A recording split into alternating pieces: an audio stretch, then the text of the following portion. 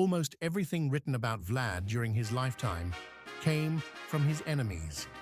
The most lurid stories that he dipped bread in the blood of his victims, that he boiled people alive, that he nailed turbans to ambassadors' skulls for refusing to remove them, came from German pamphlets printed by Saxon merchants he had expelled from Wallachia. It was the 15th century equivalent of a smear campaign. The Ottoman accounts were even more extreme. They had every reason to portray the man who turned back their army as a demon. Inside Wallachia, the story was different.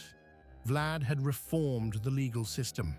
He had broken the power of the corrupt nobility that had destroyed his family.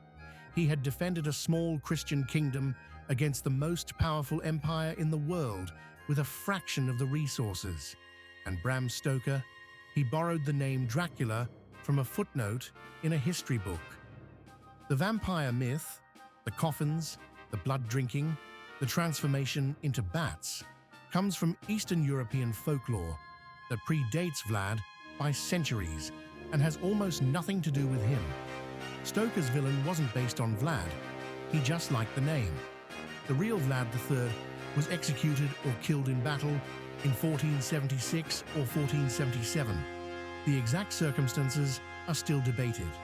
His head was sent to Constantinople as a trophy.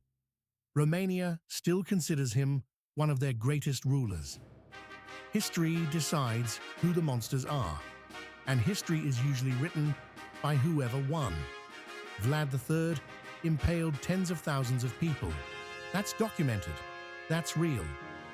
But he also protected a country that had no other protector against odds that should have been impossible. Whether that makes him a monster or a hero depends entirely on where you are standing. If you want to go deeper into the stories they don't teach in school, subscribe. A new declassified file drops every week.